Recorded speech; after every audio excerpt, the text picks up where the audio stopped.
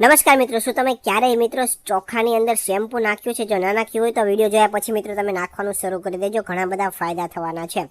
મિત્રો તમારે એક વાટકીની અંદર ચોખા લેવાના છે અને ત્યારબાદ મિત્રો તમારે તેને પાણીથી બરાબર વ્યવસ્થિત સ્વચ્છ કરી લેવાના છે, ધોઈ નાખવાના છે. ચોખાને એકદમ વ્યવસ્થિત હાથ દ્વારા પાણી નાખીને હલાવીને તમારે ધોઈ લેવાના છે અને ત્યારબાદ તમારે એની અંદર અડધા ગ્લાસ જેટલું પાણી નાખવાનું છે અને ત્યારબાદ તેને તમારે ગેસ ઉપર ધીમા તાપે ઉકળવા માટે મૂકી દેવાનું છે. મિત્રો આટલું થઈ જાય પછી હવે તમને એમ લાગે કે પાણી છે હવે ધીમે ધીમે ઉકળવા લાગ્યું છે, ત્યારબાદ તમારે તેની અંદર લગભગ 8 થી 10 જેટલા લવિંગ તમારે ઉમેરવાના છે અને ફરીથી તમારે હવે 5 મિનિટ સુધી એમનેમ ઉકળવા માટે મૂકી દેવાનું છે ધીમા તાપે. હવે મિત્રો બધું ઉકળે ત્યાં સુધીમાં તમારું નામ અને તમારા ગામનું નામ કોમેન્ટ કરીને જણાવી દો, જેથી કરીને અમે તમને સ્પેશિયલ થેન્ક્સ કહી શકીએ.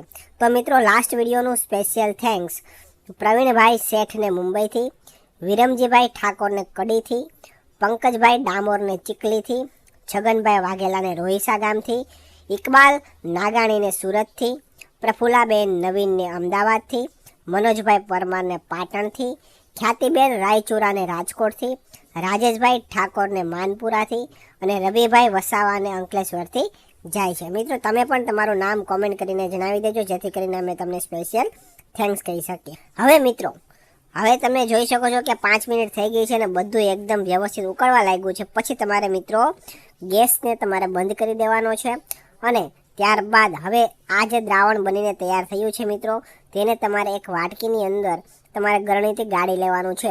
એટલે કે ચોખા છે એને તમારે અલગ કરી લેવાના છે અને એનું જે આ પાણી છે લવિંગ અને ચોખાનું એ તમારે અલગ કરી લેવાનું છે એક વાટકીની અંદર. અને પછી તમારે મિત્રો જે વાટકીની અંદર આ પાણી છે એની અંદર તમારે નાખવાની છે 1 પડીકી જેટલું શેમ્પૂ અને ત્યારબાદ તમારે મિત્રો ચમચીની મદદથી લગભગ 1 થી 2 મિનિટ સુધી વ્યવસ્થિત તમારે મિક્સ કરી લેવાનું છે. હવે મિત્રો આટલું થઈ જાય પછી તમારે આ દ્રાવણ બનીને તૈયાર થયું છે અને તમારે ઠંડુ કરવા માટે મૂકી દેવાનું છે. એકદમ વ્યવસ્થિત ઠંડુ થઈ જાય પછી તમારે મિત્રો સ્પ્રેયરવાળી જે બોટલ હોય તેની અંદર તમારે એને ભરી લેવાનું છે અથવા કોઈ પણ કોલમિક્સની બોટલમાં નાખીને તમારે તેની ઉપર સ્પ્રેયર લગાવી દેવાનું છે, એટલે તમારી સ્પ્રેવાળી બોટલ બનીને તૈયાર થઈ જશે. હવે મિત્રો તમને આનો ઉપયોગ જણાવી દઉં તો જ્યારે પણ તમે નહાવા માટે જતા હોય ત્યારે આ જે દ્રાવણ છે આ જે બોટલની અંદર એના દ્વારા તમારે તમારા વાળની ઉપર તમારે સ્પ્રે કરવાનો છે.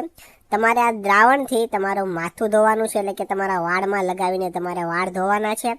મિત્રો આ લિક્વિડથી તમારું માથું ધોશો, તમારા વાળ ધોશો એટલે તમારા વાળ છે એકદમ મુલાયમ અને સ્મૂધ બની જવાના છે. મિત્રો ખોટો ખર્ચો કરવાની કોઈ જરૂર નથી, માર્કેટમાંથી કોઈ બીજી કેમિકલ લેવાની જરૂર નથી.